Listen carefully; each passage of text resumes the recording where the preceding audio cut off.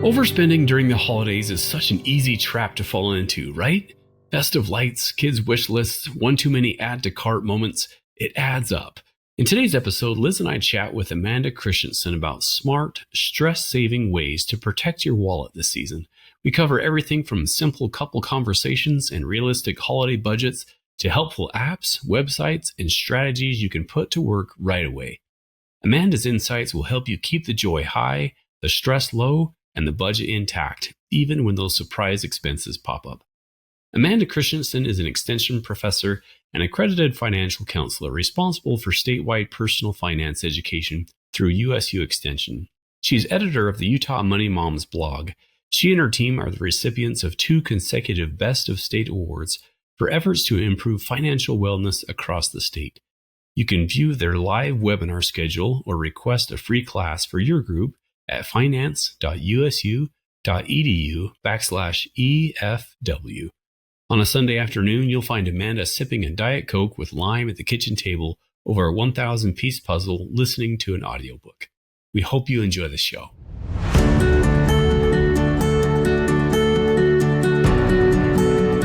Hey there, friends. Thanks for joining us on another episode of the Stronger Marriage Connection podcast. I'm Dr. Dave alongside Dr. Liz Hale, and we are bringing you the very best that we have in research and resources, along with a few tips and tools to help you create the marriage of your dreams. And Liz, it is the holiday season. I love that you're wearing red for those who are watching on YouTube. Yeah, Liz looks fabulous wearing red. It is the season. It's known as one of the happiest times of the year for many people, but it can also be one of the most stressful times of the year for couples. And one of the biggest reasons is money. I'm already feeling it, Dave. I'm already feeling the crunch. We have Santa Claus coming and 14, 16 kids. Oh, gosh. Yeah. Man, I tell you, Liz, it is. The holiday spending can be really stressful. So back by popular demand is USU Extension's one and only money master, Amanda Christensen. Welcome back to the show, Amanda. Hey, thanks for having me. It's great to be here with both of you. Happy December. Happy December. Yes, Amanda, it's great to have you back. It's the holiday season, and that means a lot of purchases and extra expenses. In fact, according to recent studies, the average amount spent on impulsive purchases during the holiday season, get this, Liz, is around $280 per impulse buy, with 59% of Americans admitting to engaging in impulsive holiday shopping. I'm guessing that's probably closer to like 99%, right? No, holiday impulse buying, it's hard for many of us. Amanda, everywhere you turn, there's a limited time offer or a flash sale or buy one, get one. Amanda, what are your best tips for slowing down those impulse purchases and staying grounded when the holiday hype kicks in?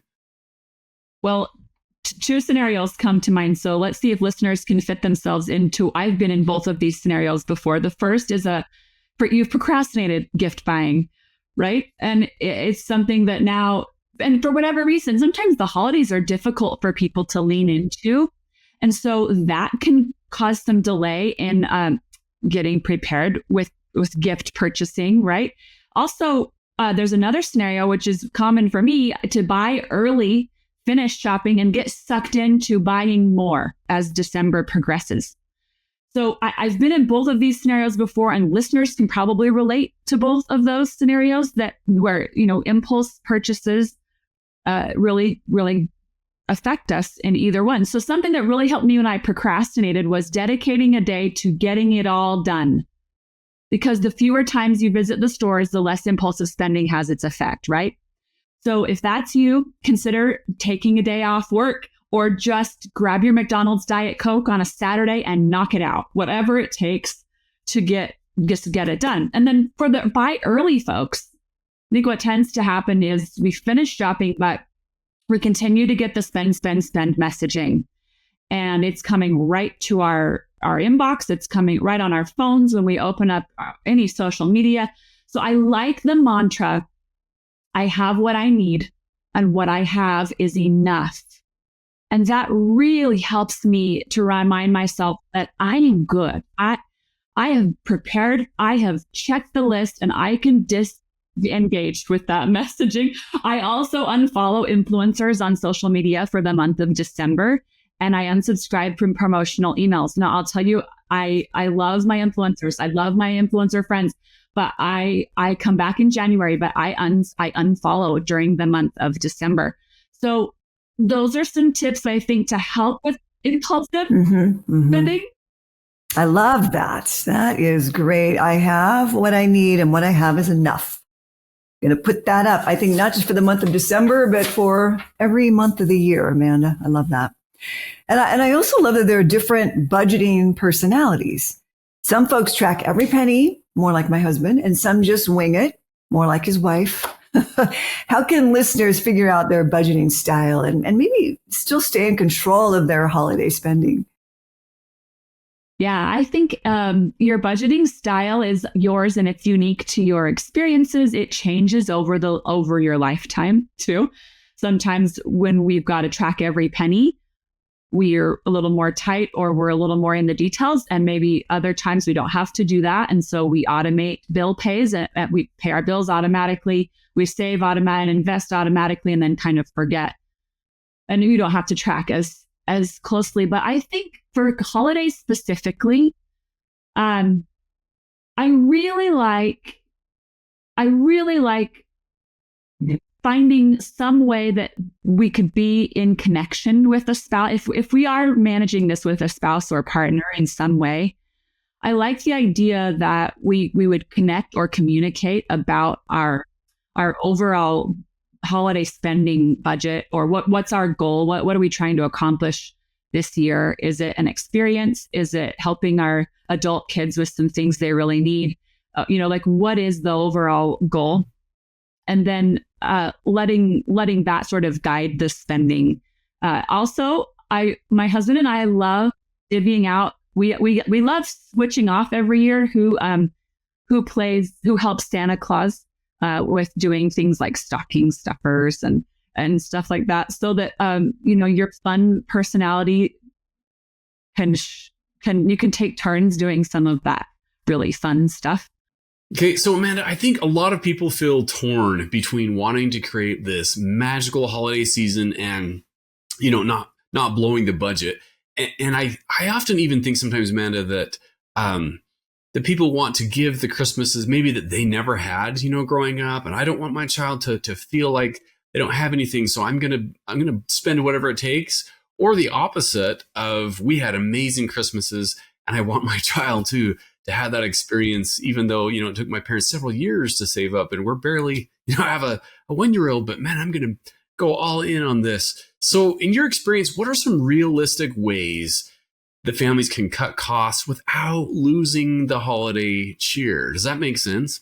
Yeah, that's a great insight, Dave. I think you're spot on there. And I have 3 things that come to mind that can be most helpful. The first is going to seem really simple, but it's to have a game plan, and it's just a holiday spending game plan. It's where we've intentionally thought through the ways that we want to make the holidays special and where we're going to be all in and where we're going to maybe try to cut back so we can do the things that are most important to us. If we haven't talked with our significant other about traditions, gifts, food, travel, then that's where a lot of conflict can come in too. And so I think when we're budgeting for the holidays, we've got to talk a game plan as far as how much are we going to spend in total in these different areas. And then I also really like some advice I was given, and the statistics back this up as well, to consider using cash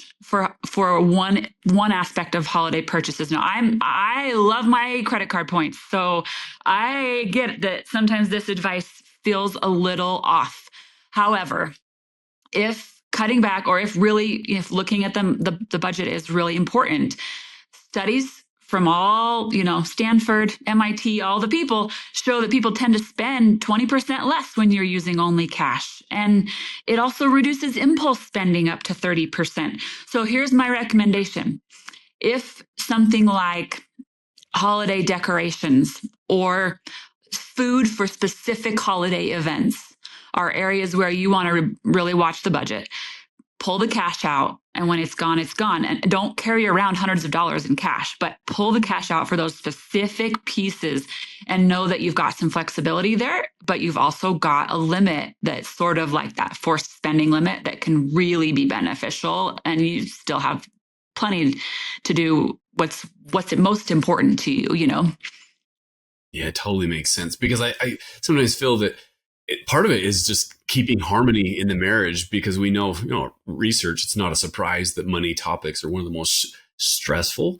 And then the holiday season ramps up and, hey, you spent this on that, or a credit card, you charge this. I wasn't aware of this. And so it can create in the midst of, this real desire to have this wonderful holiday season, man, it can start to create this rift in the relationship.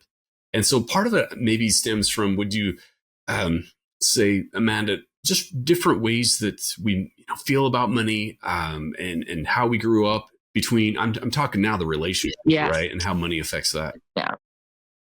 Yeah, absolutely. That's stemming from years of societal and so even media affects society, affects religious belief, affects those kinds of things. How we grew up affects all of that. So I think sitting down and chatting through your plan with your significant other, if you've never done that, or if you're just on autopilot year after year after year, I think it's really worth a conversation at least. And I would say one more to this point, for the folks that are looking for the tactile money saving strategies. I really, really like price tracking tools and apps that monitor fluctuations in prices so that you can purchase gifts at the best possible price. So for the people that are really in it, trying to save, and that's a dopamine hit for me. I like finding where it's the cheapest. It's that's part of the fun. So camel, as in the animal, camel.com. That's the best free Amazon price tracker out there. It allows you to track an item's price history over time. So you can see if something's a really good deal on Amazon, particularly. There are plenty of other apps. PayPal Honey is one of the best price trackers for most online retailers. So it's a browser extension that allows you to compare prices from a whole bunch of retailers, not just Amazon.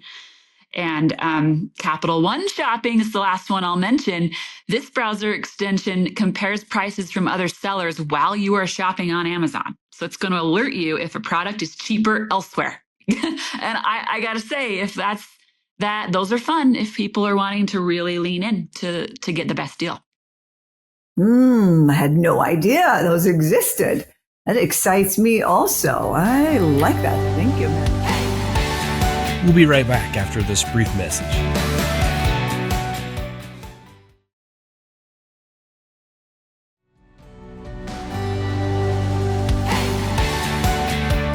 And we're back.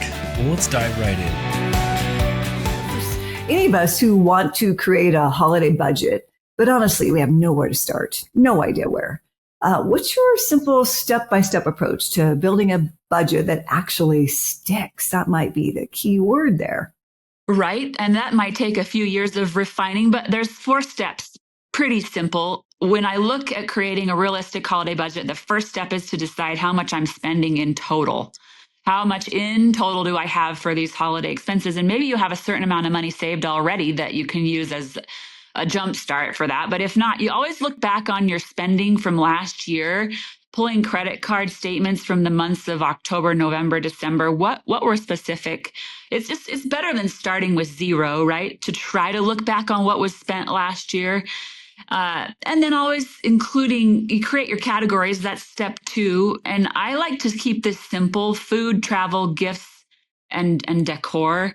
And sometimes in decor, I include the crafts I like to do with my kids, or, some of those things that are really fun that they look forward to. But this way, I have a total gift budget, so I'm not worried about how much each gift costs as long as the total comes out to be under, or at budget.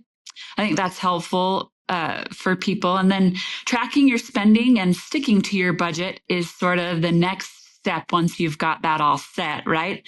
And that's easier said than done.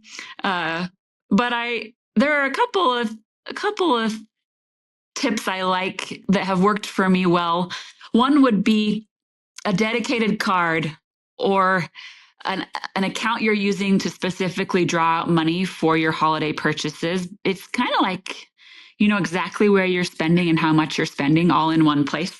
So I do that. That's kind of helpful for me. It might be a helpful for folks listening. I also like to use my spouse and I share a note on our phones, so we both have access to it, and we write down. We list our ideas. I saw this here. Let's talk about it together. So we engage in a form of togetherness in our planning that brings some conversation and communication to the front when we share that note on our phones, and that helps us so we both know what's going on, at least somewhat together. That's also, it's more than just one person is spending on a holiday budget. So I think you got to do what it takes to come together on some of those purchases too. Yeah, I like that, Amanda, a lot, because sometimes it's and I don't know, this is stereotypes, probably, but it feels like it's often many women who are, okay, I'm in charge. I'm going to buy all this. And sometimes, the Christmas morning, dad that wakes up doesn't have any clue what anyone's getting type of a thing. It's probably overdone, but I love the idea with that note that you're saying, we have this note, shared note. We can go back and forth because maybe I'm at work, but I see something or she says, and we can put it in there and kind of communicate that way. So, that's brilliant. I had not thought of that. Love that one. Okay, Amanda, once someone has a budget then in place, the challenge becomes tracking all the little costs that sneak up, and they just do, whether it's travel, it's stocking stuffers, wrapping paper, food, activities. The one neighbor who brought us something and we didn't prep for them. Now we got to get something to give to that neighbor. It feels like there's all this, you know what I'm saying? We have that every year. There's just always these little things that maybe weren't in the plan, that were kind of unplanned. Or did you have tools or systems that you recommend for staying on top of it all? Yes. There are a couple of, and I guess for the people, you can do it either way. The note on your phone is a continued tip there. If you're just wanting to have it somewhere where both can see it, continue, that certainly still applies. I do like, there's some specific spending apps that are for holiday spending or gifting in particular, and it keeps a record of what you've given people. And so Giftster, GIFTSTER, Giftster is a popular app for organizing and sharing wish lists. Even so, if you have older kiddos that would use it too and share lists with you, like that's often very helpful. It offers wish lists that are, and there's often there's a reserve feature so that duplicate gifts aren't purchased if you're sharing this amongst your family. But it's a free app without ads, and I think it's a great first just place to lean in to sort of start to organize and track things. Gift Log is also a free to download mobile app that helps you track gifts that you receive and give for all occasions, not just the holidays. But it lets you log things and keep track. I really like this because I often don't remember. I need to keep record from year to year. That is helpful for me. Santa's Bag is another really fun one. It's just for the holidays, for the Christmas holidays in particular, but you can mark gifts as purchased, wrapped, mailed, it's very customizable. And then the Christmas List app, this one costs $3, and I think it's worth the $3. It lets you set a budget per person. It lets you password protect the app, which we love, so that no kiddos could accidentally get in and see anything. There's no ads. You can add photos of things. You can remind yourself where you've put. Have you ever hidden a gift and then forgot about it? Or there's a place I can remember where I've put it. So these are some of the areas where I think you got to lean in when you're trying to track that.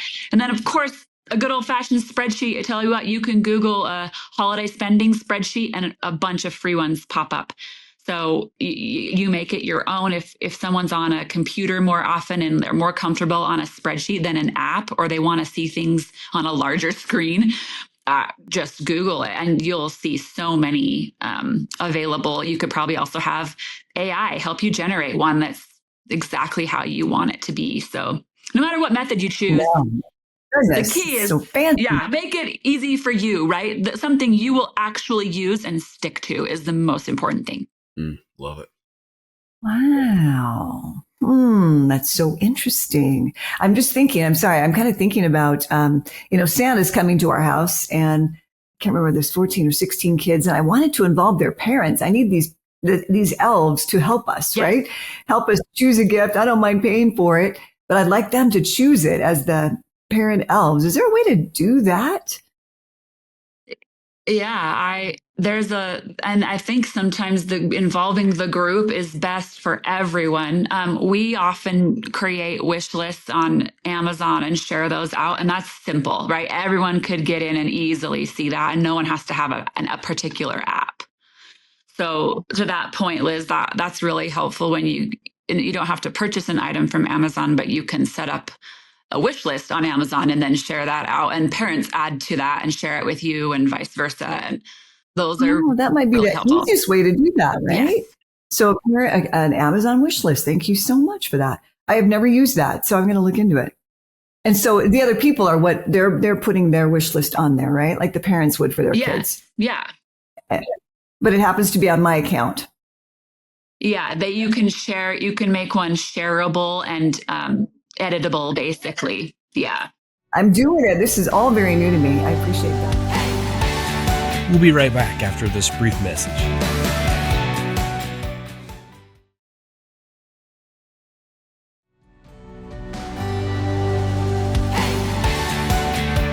And we're back. Well, let's dive right in.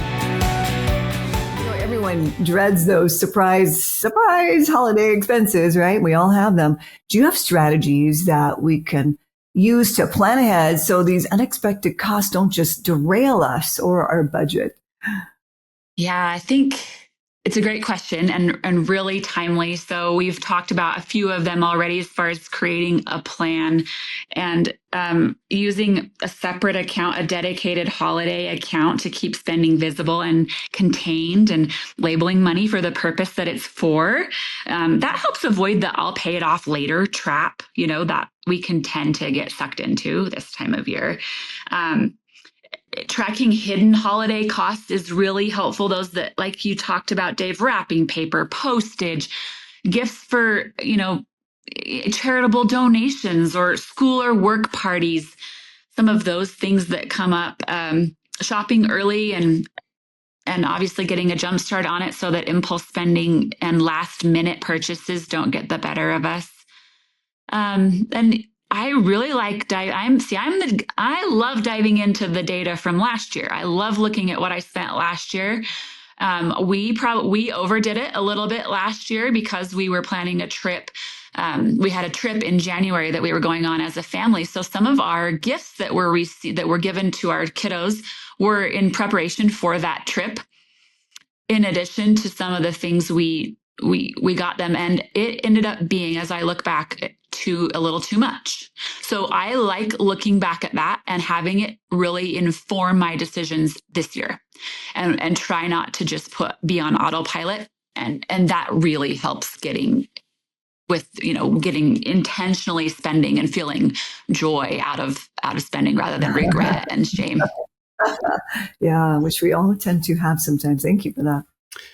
All right, Amanda, you shared before about your favorite way to save for holiday spending throughout the year. Can you explain the revolving savings approach and how families can start using it now, even kind of looking ahead? Yeah, so picture a revolving door, and people can go in and out of a revolving door at the same time, right? So you're visualizing that in your mind. Think of now a savings account that is basically a revolving savings for the purpose of gifting. So I like to consider how much I'm going to spend on the holidays, divide that by 12 months, or you could divide it by 26, however many paychecks. If you're getting paid twice a month, right, you could divide it by paychecks or monthly, whatever's most helpful for you. And you're going to set aside, for the sake of ease, let's say I have $1,200 total. I divide that by 12. It's $100 a month that I'm going to put aside in a separate savings account that is going to be used for upcoming gifting and holiday expenses. And a great way for people to jumpstart this account is if you've got a holiday, if you've got a Christmas bonus coming, this is a great way to jumpstart that account, or a tax return, certainly. But really, sometimes we put money in and then we're going to take money out as we see an item on sale that we want to purchase. So it doesn't matter if it's October. We should have a stash of cash ready to go by the time like October rolls around. And that's my favorite way to save for the holidays. I always have a stash of cash ready to go to draw from, and it just helps me purposely use my money all year round, right? So that the holidays aren't breaking the bank. Yep. Love it. We have so many wonderful, rich resources, Amanda. Thank you for sharing them with us today. Where can listeners find out more about you and more of those helpful tips you offer? Yeah, come on over and join the fun. Utah Money Matters on Instagram is where I'm most active, but we also share things on Facebook. And then the blog, utahmoneymatters.org, is where you could link over to read and link to the free resources we have there, as well as our Money Master online course, which goes into a lot of great detail about your money personality, actually, and my favorite budgeting philosophy, how to put that into practice. And tips for saving, paying off debt, managing credit, bonus modules about investing, home ownership, and insurance, and all the things. So if you're looking for a personal finance 101, it's a great spot for that. Utah Money Matters. Okay, great. You can take a free personality test on there. Is that right? Yeah. And the online course has a code. It'll link you over to take a money personality test. It's really quite fun and pretty eye-opening. Very fun. And there's six different types, right? Yeah, 6 different money personality types, and we're a mix of all 6. There are advantages and challenges in all 6. So it's fun. The more you learn, the more you can lean into your own money personality, draw on your strengths, curb your weaknesses. It's really a great effort. We're going to add all that to our show notes, Amanda, so our listeners will have an easy time accessing that. Yes. Yeah. So many rich resources, Amanda, that you've shared today. Hey, as we wrap up, I got to ask, we close with the takeaway of the day, as you know. So let me ask you, Amanda, what's the one holiday tip or money, mindset shift or takeaway you'd love our listeners to remember from our discussion today? Oh, one holiday tip, one mindset shift. I think we do a lot of comparing during the holidays, and we even not purposely sometimes, right? There's a lot of comparing with other family members, neighbors, friends. What we see on social media certainly plays a part in that. And so I think what I have what I need and what I have is enough. That mantra has helped me more than once refocus on, I made a plan and I purposely, intentionally purchased things that, for people that I feel will bring them joy. And I have what I need. What I have is enough. And I just don't need to get sucked into comparing what others are doing, what I'm not doing.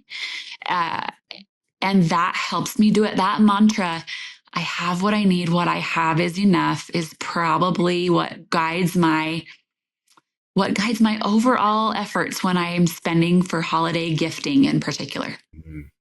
Love it. Love that mantra. Liz, what about you? What's your takeaway of the day with Amanda?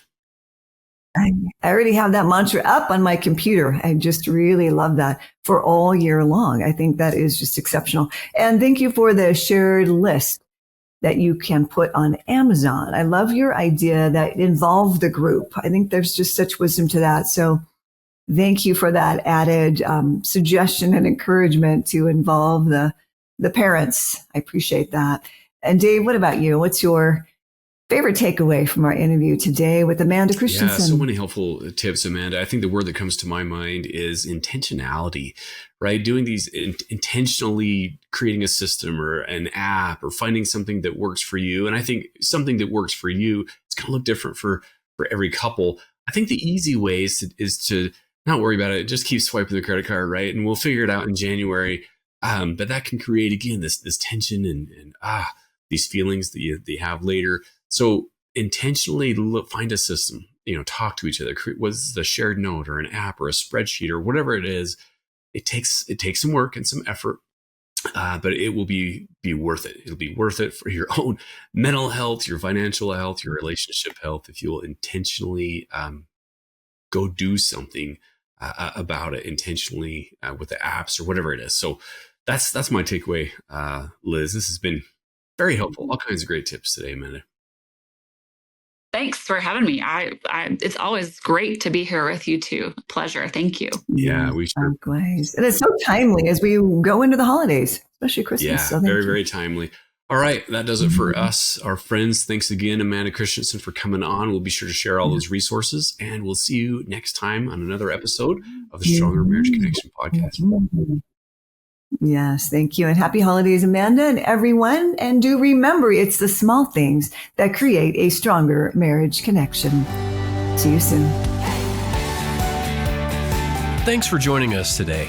Hey, do us a favor and take a second to subscribe to our podcast and the Utah Marriage Commission YouTube channel at Utah Marriage Commission, where you can watch this and every episode of the show.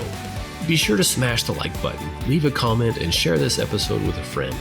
You can also follow and interact with us on Instagram at Stronger Marriage Life and Facebook at Stronger Marriage. So be sure to share with us which topics you loved or which guests we should have on the show next. If you want even more resources to improve your marriage or relationship connection, visit strongermarriage.org, where you'll find free workshops, e-courses, in-depth webinars, relationship surveys, and more. Each episode of Stronger Marriage Connection is hosted and sponsored by the Utah Marriage Commission at Utah State University. And finally, a big thanks to our producer, Rex Polanis, and the team at Utah State University, and you, our audience. You make this show possible. The opinions, findings, conclusions, and recommendations expressed in this podcast do not necessarily reflect the views of the Utah Marriage Commission.